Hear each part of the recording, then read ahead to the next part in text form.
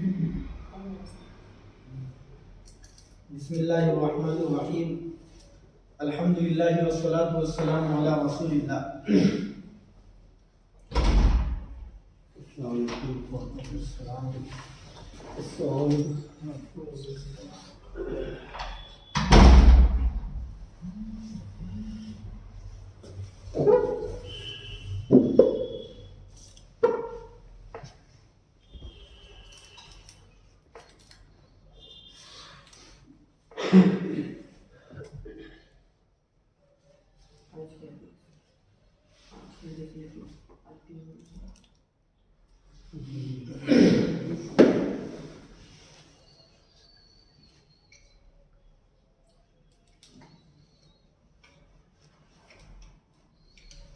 بسم اللہ الرحمن الرحیم الحمدللہ والصلاة والسلام علی رسول اللہ. روزانہ کی طرح آج بھی چونکہ دو چھوٹی چھوٹی صورتیں ہیں تو دو کریں گے انشاءاللہ ہم. ایک سورہ عصر اور ایک اس کے بعد سورہ ہمزہ. الحمدللہ علم طرح سے آخر تک دو دو کر کے الٹی ہم نے 10 صورتوں کی تفسیر مکمل کر لی ہے. ہم نے نہیں کی، اللہ نے کرائی ہے. اللہ ہمیں ان سب کو سمجھنے کی اور عمل کی ان پر توفیق نصیب فرمائے. تو آج ہم یہ دو صورتیں کریں گے، سورہ عصر اور سورہ ہمزہ. سورہ ہمزہ پہلی جو صورت ہے سورہ عصر. اس صورت کے بارے میں ہے تو یہ بہت چھوٹی سی، لیکن بڑے لوگوں نے اس کے بارے میں کتنی بڑی بڑی باتیں کہی ہیں، اس سے اندازہ لگائیں یہ کتنی عظمت اور اہمیت والی صورت ہے. حضرت عبید اللہ رحمۃ اللہ علیہ یہ فرماتے ہیں کہ اللہ کے نبی علیہ الصلاۃ والسلام میں سے آپ کے جو صحابہ ہیں ان میں سے دو ایسے شخص مجھے یاد ہیں کہ وہ آپس میں جب ملتے تھے تو اس وقت تک جدا نہیں ہوتے تھے جب تک کہ وہ دونوں ایک دوسرے کو اس سورت کا مضمون پڑھ کے نہ سنا دیں. کیوں؟ امام شافعی رحمۃ اللہ علیہ کے ایک قول سے یہ بات سمجھ میں آتی ہے. امام شافعی رحمۃ اللہ علیہ جو 4 بڑے امام گزرے ہیں ان میں سے ایک امام ہے امام شافعی رحمۃ اللہ. وہ اس صورت کے بارے میں فرماتے ہیں کہ اگر لوگ صرف اسی صورت کے اندر جو چھوٹی سی صورت ہے سورہ عصر اس کے اندر غور کر لے تو یہ صورت ہی غور کرنے کے لیے ان کے لیے کافی ہو جائے گا. یعنی اگر صرف اس چھوٹی سی صورت کے اندر ہم غور کریں اور جو باتیں جو مضامین اللہ نے اس صورت کے اندر بیان فرمائے ہیں ہم ان پر عمل کر لیں، ان کے تقاضوں کو پورا کر لیں تو یہ بھی ہمارے لیے کافی ہو جائے گا. اس کا ہم ترجمہ کرتے ہیں اور ساتھ ساتھ مختصر سی تفسیر بھی کریں گے. والعصر، واو یہاں اور کے معنی میں نہیں ہے. واو کا ترجمہ اب تک آپ پڑھ رہے تھے اور، لیکن یہاں واو قسم کے لیے ہے. یہ عربی کا ضابطہ ہے جو گرامر ہے عربی کی کہ کہیں کہیں واو قسم کے لیے آتی ہے. تو والعصر کا مطلب ہے قسم ہے زمانے کی. العصر کہتے ہیں زمانے، یہی جو زمانہ ہے. ان الانسان لفی خسر، ان کا ترجمہ بے شک، الانسان انسان، لفی خسر یقیناً خسارے میں ہے. خسر خسارے کو کہتے ہیں، گھاٹے کو، نقصان کو بولتے ہیں. تو پوری آیت کا ترجمہ ہوگا بے شک انسان خسارے میں، گھاٹے میں، نقصان میں. لیکن وہ لوگ گھاٹے میں نہیں ہیں، نقصان میں نہیں ہیں، خسارے میں نہیں ہیں جو آگے آنے والے ہیں. وہ کون کون لوگ ہیں؟ فرمایا الا الذین آمنوا. اللہ کا ترجمہ مگر، الذین جو لوگ، آمنوا ایمان لے آئے، وعملوا الصالحات، واو کا ترجمہ اور، عملوا انہوں نے کیے، الصالحاتی نیک کام. وتواصوا بالحق وتواصوا بالصبر، واو کا ترجمہ اور تواصو کا مطلب ایک دوسرے کو تاکید کرتے رہے. تاکید کرنے کا مطلب زور دے کر ایک دوسرے کو وہ سمجھاتے رہے، حق بات کے بارے میں ان کو کہتے رہے. بالحق، حق سے مراد یہاں دین حق ہے، ابھی اس کے بارے میں تفصیل سے کریں گے بات. وتواصوا بالصبر، واو کا ترجمہ اور تواصو وہی ایک دوسرے کو تاکید کرتے رہے، ایک دوسرے کو زور دے کر سمجھاتے رہے.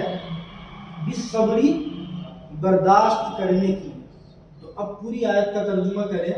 الا الذین آمنوا، مگر وہ لوگ جو ایمان لائے، وعملوا الصالحات، اور انہوں نے نیک کام کیے، وتواصوا بالحق، اور انہوں نے ایک دوسرے کو دین حق کی تاکید کی، ایک دوسرے کو وہ دین حق کی تاکید کرتے رہے. وتواصوا بالصبر، اور وہ ایک دوسرے کو برداشت کرنے کی تاکید کرتے رہے. تو یہ اس سورت کا ترجمہ ہے. سمجھ میں آ گیا نا؟ ایک دفعہ اور کر لیں. والعصر، قسم ہے زمانے کی. ان الانسان لفی خسر، بے شک لوگ خسارے میں ہیں، نقصان میں ہیں، گھاٹے میں ہیں. الا الذین آمنوا، مگر وہ لوگ جو ایمان لائے، وعملوا الصالحات، اور انہوں نے نیک کام کیے، وتواصوا بالحق، اور وہ ایک دوسرے کو دین حق کی تاکید کرتے رہے، وتواصوا بالصبر، اور وہ ایک دوسرے کو برداشت کرنے کی تاکید کرتے رہے.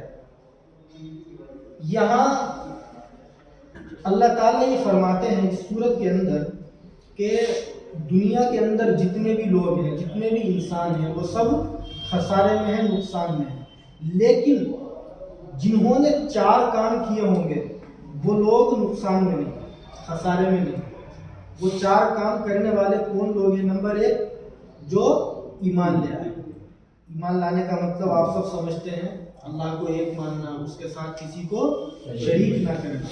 اور اگر ہم عقائد کی بات کریں تو ایمان مفصل آپ سب کو یاد ہوگی، امید ہے. کیا ہے وہ؟ آمنتو باللہ، اللہ پر ایمان لانا. اور کیا ہے؟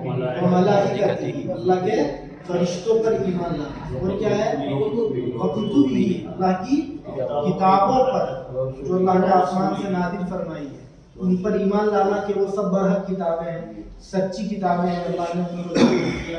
آگے کیا ہے؟ ورسولہ، اللہ کے رسولوں پر ایمان لانا، یعنی تمام کے تمام رسول جو اللہ نے اپنے بندوں کی ہدایت کے لیے بھیجے ہیں وہ برحق ہیں. اور والیوم الآخر، آخرت کے دن پر ایمان لانا، وہی جو کل چل رہی تھی بات کہ ہم ایک دن مریں گے، پھر ہمارا حساب و کتاب ہوگا، پھر جنت اور دوزخ کا فیصلہ ہوگا.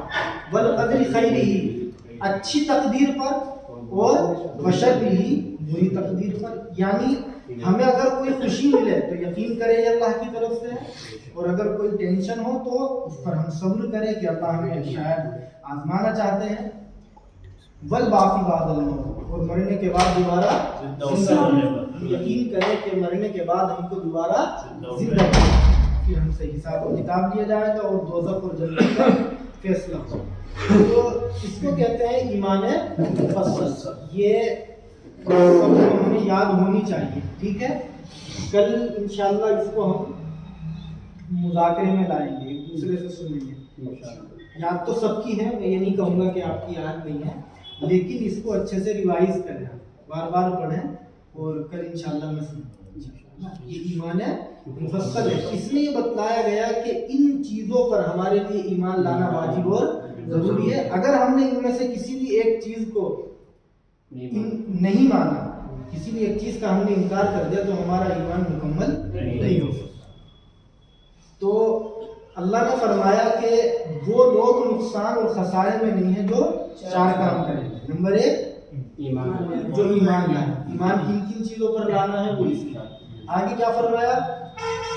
وعملوا الصالحات، اور انہوں نے نیک کام. نیک کام میں تمام تفصیلات آپ کر سکتے ہیں، جیسے نمازیں پڑھنا، رمضان کے روزے رکھنا، زکوٰۃ اگر فرض ہے تو زکوٰۃ ادا کرنا، حج واجب ہے تو حج ادا کرنا، اور جو حقوق العباد ہیں سب اس میں شامل ہو جائیں گے. ماں باپ کی خدمت کرنا، پڑوسیوں کے ساتھ اچھا برتاؤ کرنا، رشتہ داری کو برقرار رکھنا اور اچھے اخلاق سے زندگی گزارنا، یہ تمام کی تمام چیزیں اس میں آ جائیں گی. وَعَمِلُوا الصَّالِحَاتِ. آگے وَتَوَاصَوْا بِالْحَقِّ وَتَوَاصَوْا بِالصَّبْرِ. دیکھیے گا جو ایک دوسرے کو دین حق کی تاکید کرتے رہیں. وَتَوَاصَوْا بِالْحَقِّ. تواصل بالحق کے اندر تو بہت ساری باتیں مفسرین نے لکھی ہیں، لیکن سب سے شاندار بات یہ ہمیں لگتی ہے کہ اس کے اندر امر بالمعروف داخل ہے. کیا داخل ہے؟ امر بالمعروف. اور اگلا جو ٹکڑا ہے، چوتھی بات، جو ایک دوسرے کو برداشت کرنے کی تاکید کرتے رہے، اس میں نہیں عن المنکر داخل ہے. کیا ہے؟ پہلے والے میں امر بالمعروف. امر بالمعروف کا مطلب ہوتا ہے بھلائی کا دوسروں کو حکم دینا، اور نہیں عن المنکر کا مطلب ہوتا ہے دوسروں کو برے کاموں سے روکنا. تو یہ چار لوگ وہ ہیں جو نقصان میں ہیں. نمبر ایک جو ایمان لائے، نمبر دو جنہوں نے نیک اعمال کیے، اور نمبر تین جنہوں نے امر بالمعروف کیا، اور جنہوں نے نمبر چار نہیں عن المنکر. اب اس کو سمجھیں، ہم تھوڑا سا اس پر بات کرتے ہیں کہ امر بالمعروف اور نہیں عن المنکر ہے کیا. قرآن کریم کے اندر اللہ تعالیٰ نے یہ ارشاد فرمایا کہ کنتم خیر امۃ اخرجت للناس تأمرون بالمعروف وتنہون عن المنکر. یہ آیت وہ ہے جو ہم جماعت کے ساتھیوں سے سنتے رہتے ہیں. کیا ہے اس کا مطلب؟ کہ تم بہترین امت ہو، تمہیں اسی لیے بھیجا گیا ہے کہ تم دوسروں کو بھلائی کا حکم کرتے ہو اور دوسروں کو برائیوں سے روکتے ہو.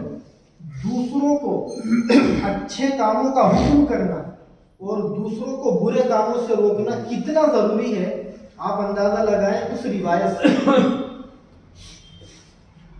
جس کو امام بیہقی رحمۃ اللہ علیہ نے ذکر کیا ہے کہ اللہ تعالیٰ نے جبریل سے کہا کہ جا کر کے فلاں بستی کو ان بستی والوں پر پلٹ دو. تو جبریل نے کہا اے اللہ، اس بستی کے اندر ایک بندہ آپ کا ایسا ہے لم یاسی کا طرفت آئی، جس نے آپ کی پلک جھپکنے کے بقدر بھی نافرمانی نہیں کی. اللہ نے کیا فرمایا؟ اس بستی کو اس سمیت ان کے اوپر پلٹ دو. اور اس کا ریزن کیا بتلایا اللہ تعالیٰ نے؟ اس کی کیا وجہ بتلائی؟ یہ فرمایا فَإِنَّ وَجْهَهُ لَمْ يَتَمَعَّ فِي قَطٍ، کہ اس کے چہرے پر کبھی بھی میرے سلسلے میں ناگواری محسوس نہیں ہوئی. یعنی اس کے سامنے لوگ گناہ کرتے رہے، برائیاں کرتے رہے، اس نے کبھی ان کو برائیوں سے نہیں روکا.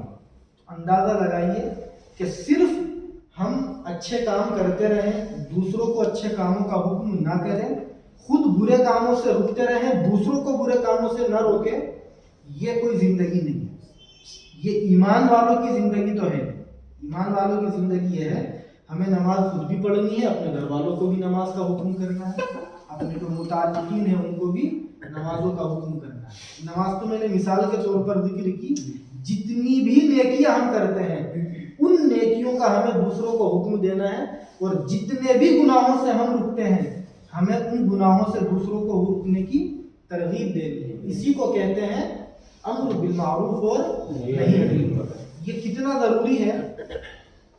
حضرت ابو سعید خدری رضی اللہ تعالیٰ عنہ فرماتے ہیں کہ اللہ کے نبی علیہ السلام نے ارشاد فرمایا من رأى منکم منکرا فلیغیرہ بیدہ، کہ تم میں سے جو شخص کہیں کوئی برائی کو دیکھے فلیغیرہ بیدہ، اسے چاہیے کہ وہ اس برائی کو اپنے ہاتھ سے روک دے، یعنی اپنی طاقت کے ذریعے اس کو روک دے.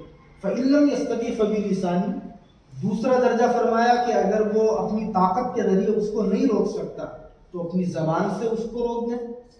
یعنی ہم یہاں سے گزر رہے ہیں، کہیں کوئی برائی ہو رہی ہے، ہمیں لگتا ہے کہ اگر ہم اس کو طاقت کے ذریعے روکنے کی کوشش کریں گے تو ایک مسئلہ کھڑا ہو جائے گا، فتنہ برپا ہو جائے گا. آپ کم سے کم وہاں جو ذمہ دار لوگ ہیں ان سے کہہ دیں بھائی یہ آپ لوگوں کا کام نہیں ہے، یہ غلط لوگوں کا کام ہے، ہم مسلمان ہیں، ہمیں یہ سب نہیں کرنے چاہیے.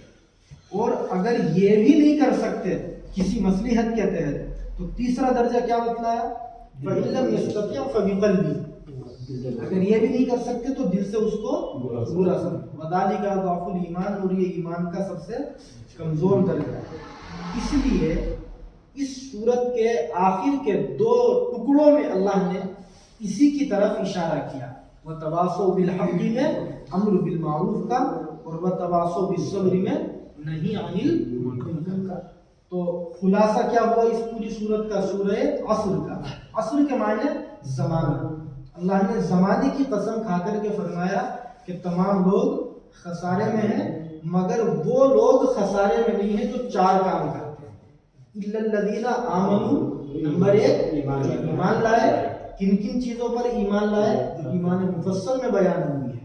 اور نمبر 2 جنہوں نے اچھے اعمال کیے, اچھے اعمال میں تمام نیکیاں داخل ہیں. اور نمبر 3 جنہوں نے امر بالمعروف کیا. اور نمبر 4 جنہوں نے نہی عن المنکر. امر بالمعروف اور نہی عن المنکر یہ ایک ایسا ٹاپک ہے جس پر گھنٹوں بات ہو سکتی ہے.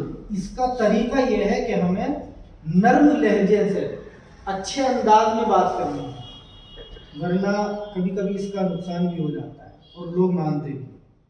آپ جانتے ہیں اگر ہمارے اس 25 فٹے پہ چند لڑکے کھڑے ہو اور آپ نماز پڑھ کے نکلے ہو, تو ایک تو طریقہ یہ ہے آپ بڑے پیار سے ان کا نام لیں, بیٹا کہیں, بھائی کہیں کہ بھئی آپ نے نماز نہیں پڑھی, نماز کا وقت ہے, آپ نماز پڑھ لیتے تو اچھا ہوتا. اور ایک یہ ہے بھئی تم نے نماز نہیں پڑھی, تو اس کا نقصان کیا ہوگا یہ نہیں پتا وہ گالی کون سی دے گا. نہیں, یہ ہم نے دیکھے ہیں مناظر اپنے چوراہوں پر. یعنی ایک صاحب بڑے بھی آئے ہیں, جانتے ہیں آپ سب, کہتے ہیں کہ ان سے تو اپنی عزت بچانا بڑا مشکل ہو جاتا ہے. تو ان سے یہ کہا جائے کہ بھئی آپ کا طریقہ ہی اچھا نہیں ہے, اور یہ اسلام کا طریقہ نہیں ہے کہ آپ جس کو جب چاہے, جہاں چاہے, جیسے چاہے تو بے نقیل کریں. اسلام نے تو یہ بتلایا کہ نرم گفتگو کریں گے. ادعو الی سبیل ربک بالحکمہ, اپنے رب کے راستے کی طرف اگر آپ کو کسی کو بلانا ہے تو حکمت کے ساتھ, بھلائی کے ساتھ, نرم گفتگو کے ساتھ, اچھے اخلاق کے ساتھ. یہ نہیں کہ بس جس کو جب چاہے لٹ کی طرح آپ نے جیسے لٹ مار دیتے ہیں, تو اس طرح کوئی ہماری بات پر عمل نہیں کرتا. تو امر بالمعروف اور نہی عن المنکر ہم ضرور کریں, ہے نا. اور وہ حدیث ذہن میں رکھیں کہ اگر نہیں کریں گے تو اس سے ہمارا بخشش کا معاملہ صاف نہیں ہوگا. جو حدیث آپ نے ابھی سنی ہے اس سے پتہ یہی چلتا ہے. اور اس پر عمل کریں سب سے پہلے اپنے گھروں سے. صبح میں جب نماز کے لیے جائیں تو اپنے بچوں کو ضرور لے کے جائیں, ہے نا. اور جو گھر میں ہمارے مائیں بہنیں ہیں ان کو بھی نماز کے لیے اٹھا کر کے جائیں, کیونکہ کل قیامت کے دن اس کے بارے میں بھی اللہ پوچھیں گے. حدیث میں کیا ہے؟ کلکم راع وکلکم مسئول عن رعیتہ, کہ تم میں کا ہر شخص ذمہ دار ہے اور اس سے اللہ تعالیٰ اس کی ذمہ داری کے بارے میں کل قیامت کے دن سوال کریں گے. آپ اگر گھر میں ذمہ دار ہیں, آپ سے آپ کی وائف کے بارے میں, آپ کی بچیوں کے بارے میں, آپ کے بچوں کے بارے میں پوچھا جائے گا. آپ تو خود ٹھیک ہے تہجد پڑھتے تھے, آپ کے بچے کیوں نمازیں نہیں پڑھتے تھے. ہمارے اکابر میں گزرے ہیں, دوسری صورت پر آتے ہیں جلد.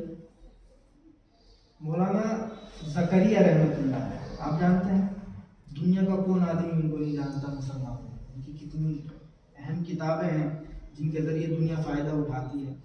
تو ان کے والد محترم تھے مولانا یحییٰ رحمۃ اللہ علیہ. ان کی اتنی موٹی موٹی 2 چیپٹروں میں ہسٹری آف لائف آپ بھی تھی کے نام سے آپ پڑھیے گا اس کو.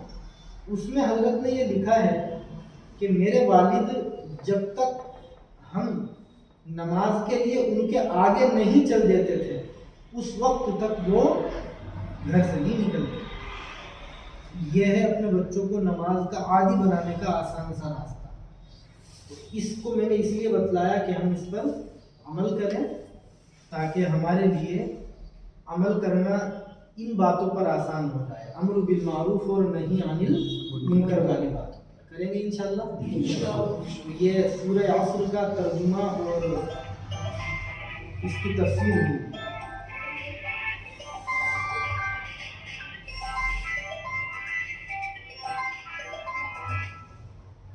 اگلی سورت ہے سورہ ہمزہ. سورہ ہمزہ صورت کے اندر اللہ تعالیٰ نے بڑے خطرناک 3 گناہوں کا ذکر کیا ہے، اور جو لوگ ان گناہوں کو کرتے ہیں ان کی سزاؤں کو بھی بیان کیا۔ پہلے اس کا ہم آسان سے لفظوں میں لفظ و لفظ ترجمہ کریں، ساتھ ساتھ تفسیر کرتے ہیں۔ وَيْلٌ لِكُلِّ ہُمَزَةٍ لُمَزَةٍ، وَيْلٌ کے معنی میں نے غالباً بتلائے تھے، فَوَيْلٌ لِلْمُصَلِّينَ کی تفسیر ہے، سورہ ماعون کی جب تفسیر آئی تو ویلن کے معنی کیا ہے؟ بڑی خبر۔ اور ویلن جہنم کی ایک وادی کو بھی کہا جاتا ہے، جہنم کے اندر ایک جگہ ہے، اللہ ہم سب کی اس سے حفاظت فرمائے، اس کو بھی ویلن کہتے ہیں۔ تو ویلن بڑی خرابی ہے، لکل ہمزہ، ہر اس شخص کے لیے جو عیب نکالنے والا، ہمزہ کہتے ہیں عیب نکالنے۔ اس کی اور بھی تفاسیر کی گئی ہیں، لیکن جو سب سے مقبول ترین اور مشہور تفسیر ہے وہ یہ اگلا جملہ ہے لمزہ، جو تانا دینے والا، یعنی منہ پہ ہی تانا دینے کا عادی ہو۔ الذی جمع مالا وعددا، الذی کا ترجمہ جس نے، جمع کیا، مالن مال، وعددہ واو کا ترجمہ اور عددہ کے معنی شمار کیا، ہو اس کو، یعنی اس نے اس مال کو شمار کیا۔ جو مال کو جمع کرتا ہو اور بار بار اس کو گنتا ہو کہ آج کتنا ہو گیا، آج کتنا بڑھ گیا، آج کتنا ہو گیا۔ یحسب ان مالہ اخلدا، کیا وہ یہ سمجھتا ہے، یحسب کا ترجمہ کیا وہ یہ سمجھتا ہے، ان کہ مالہ اس کا مال، اخلدا کا ترجمہ ہمیشہ رہے گا، ہو اس کے پاس۔ تو پوری آیت کا ترجمہ کریں، یحسب ان مالہ اخلدا، کیا وہ یہ سمجھتا ہے کہ اس کا مال اس کے پاس ہمیشہ رہے گا؟ کلا، ہرگز نہیں، یعنی ایسا نہیں ہے، لینبذن، اس کو ضرور ڈالا جائے گا۔ لینبذن کا کیا ترجمہ ہے؟ ڈالا جائے گا۔ فی الحطمہ، فی کا ترجمہ بار بار آتا ہے میں، الحطمہ کہتے ہیں توڑنے والی آگ، اور مراد اس سے جہنم کی آگ ہے، اللہ حفاظت فرمائے۔ اس کے اندر جو کچھ بھی ڈال دیا جائے گا وہ اس سب کو توڑ پھوڑ کر تہس نہس کر دے گا۔ تو اس کا ترجمہ کیا ہوا؟ کلا لینبذن فی الحطمہ، ہرگز نہیں، اس کو ضرور بالضرور ڈالا جائے گا توڑنے والی آگ میں۔ وما ادراک ما الحطمہ، واو کا ترجمہ ما کا ترجمہ کیا؟ ادراک، تم جانتے ہو، مل حطمہ، ما کا ترجمہ کیا ہے؟ الحطمہ اوپر آ چکا، توڑنے والی۔ اب پوری آیت کا ترجمہ کریں، وما ادراک ما الحطمہ، اور کیا تم جانتے ہو کہ وہ توڑنے والی آگ کیا ہے؟ یعنی اس آگ کے بارے میں وہ کتنی خطرناک ہے بندوں کو بتلانا چاہتے ہیں۔ نار اللہ الموقدہ، بتلایا، خود سوال کر کے اس کا جواب بھی دے دیا۔ نارون کے معنی آتے ہیں آگ، اللہ کے معنی اللہ کی، الموقدہ بھڑکائی ہوئی، یعنی دہکائی ہوئی، جیسے ہم اپنے ہاتھوں سے آگ کو دہکاتے ہیں۔ نار اللہ الموقدہ کیا ترجمہ ہوگا؟ وہ اللہ کی دہکائی ہوئی آگ۔ مفسرین نے لکھا ہے کہ آگ کی نسبت اللہ کی طرف اس لیے کر دی کہ ایک تو وہ آگ ہے جسے بندے دہکاتے ہیں، وہ اتنی خطرناک نہیں ہے بمقابلے اس کے جو اللہ کی دہکائی ہے۔ حدیث میں ہے کہ جو آگ تم اپنے گھروں میں جلاتے ہو اس کے 70 حصوں میں کا ایک حصہ ہے، کتنی خطرناک ہوگی۔ التی تطلع علی الافئدہ، التی کا ترجمہ جو، تطلع جا پہنچے، کہو ذرا کیا ترجمہ ہوا؟ جو جا پہنچے، علی الافئدہ دلوں کو، یعنی جب اس میں کسی انسان کو ڈالا جائے گا تو وہ دل تک پہنچ جائے اور دل تک سب کو اپنا تہس نہس کر دے۔ انہا علیہم مؤصدہ، انہا کا ترجمہ بے شک، ہا کا ترجمہ وہ، انہا بے شک وہ، علیہم، علی کا ترجمہ پر اور ہم کا ترجمہ ان، انہا علیہم بے شک وہ ان پر، مؤصدہ، مؤصدہ کے کیا معنی؟ بند کر دی جائے گی۔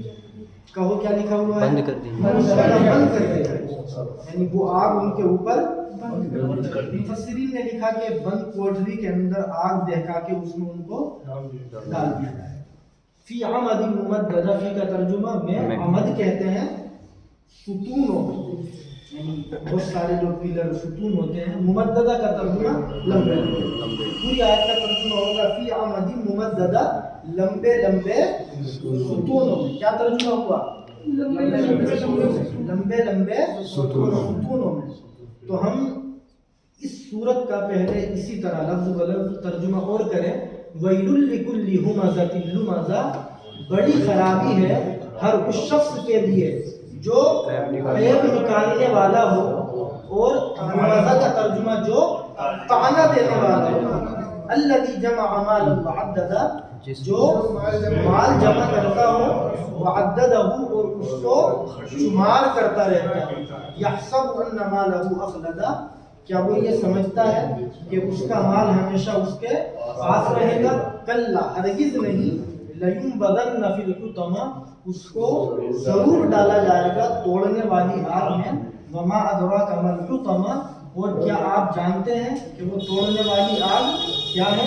नारुल्लाहिल मुक़दा, वो अल्लाह की दहकाई हुई आग है। अल्लती तत्तलिउ अलल अफ़इदा, जो दिलों तक जा पहुंचेगी। इन्नहा अलैहिम मुक़सदा, बेशक वो आग उनके ऊपर बंद कर दी जाएगी। फी अमदी मुमद्ददा, लंबे लंबे सुतून। इस पूरी सूरत की तफसीर का खुलासा यह है कि 3 बड़े बड़े गुनाहों की अल्लाह ने सजाओं का इस सूरत में जिक्र फरमाया। वो 3 बड़े गुनाह क्या है? नंबर 1 हमज़, जो हुमज़ा से निकलता है, और दूसरे लम्ज़, जो लुमज़ा से निकलता है, और तीसरे जमा अमाल। पहला गुनाह क्या है? हमज़ कहते हैं। इसकी मुख्तलिफ तफासीर हैं। सबसे शानदार तफसीर है जो गीबत करता फिरता हो। क्या करता फिरता हो? चुगली करता। चुगली कहते किसको हैं? एक ही बात हो सकता है। इस सवाल का जवाब खुद अल्लाह के नबी ने दिया। एक मर्तबा एक सहाबी ने अल्लाह के नबी अलैहिस्सलाम से पूछा कि या रसूल अल्लाह मल गीबा, गीबत किसे कहते हैं? तो आपने इरशाद फरमाया ज़िक्रू का अखा का बिमा यकरा, आपका आपने भाई का ऐसा जिक्र करना कि वो जिक्र उसके सामने किया जाए तो उसको बुरा लगे। मिसाल के तौर पर हम यहाँ बैठे हुए हैं, हम में से किसी आदमी के बारे में कोई आदमी बाहर खड़ा हुआ किसी आदमी से ऐसी बात कहे कि अगर हम उस बात को सुने तो हमें तकलीफ हो, बुरा लगे, तो इसको क्या कहते हैं? अल्लाह के नबी ने ये तारीफ फरमाई। ये डेफिनेशन हमारी नहीं, ये हुजूर ने खुद बतलाया। उस इंसान ने दोबारा पूछा या रसूल अल्लाह इन काना फीही मा अक़ूल, ये बतलाइए कि मैं अगर उसके बारे में ऐसी बातें कहूँ जो उसमें वाक़िअतन पाई जाती हो, तो आपने फरमाया इन काना फीही मा तक़ूलु फ़क़द इग़तबता, अगर तुम उसके बारे में ऐसी बातें कहते हो जो उसमें वाक़िअतन पाई जाती हो तो इसी का नाम तो ग़ीबत है। व इल्लम यकुन फीही मा तक़ूलु फ़क़द बहता, आगे फरमाया अगर तुमने उसके बारे में वो बातें कही जो उसमें हो ही ना तो ये बहतान है। और लिखा है मुहद्दिसीन ने कि बहतान का गुनाह ग़ीबत से भी खतरनाक। इसको और आसान सी मिसाल से हम समझें। हमारे महल्ले में एक आदमी है, मिसाल के तौर पर उसके अंदर कोई बुराई है, फर्ज कीजिए कि वो आदमी चोरी करता है, ठीक? आपके पास आकर के किसी ने पूछा कि भाई आपने उस आदमी को देखा क्या? आपने कहा अच्छा वो चोर, यही करते हैं हम लोग, अच्छा वो उसकी चोर की बात कर रहे हैं। अब आप बतलाइए कि ठीक है वो आदमी क्या है? चोर है, लेकिन आपको क्या जरूरत है उसे चोर कहने? इस हदीस को जो मैंने आपके सामने कोट की सामने रख करके बतलाइए ये जो आपने कहा, उसने तो आपसे आके पूछा कि उसे देखा क्या आपने अच्छा वो चोर, तो आप बतलाइए इस हदीस की रोशनी में आपने जो ये जुमला कहा ये किस दायरे में जाके बैठे? गीबत में। हुजूर ने क्या कहा? तुम उसके बारे में अगर वो बात कह रहे हो जो उसमें हो तो इसी का नाम क्या है? गीबत। आपको कहने का हक नहीं है, ठीक है वो ये काम करता है। और अगर आपने اس کے بارے میں وہ بات کہی جو اس میں ہو ہی نہ، وہ تو یہ بہتان ہو جائے گا۔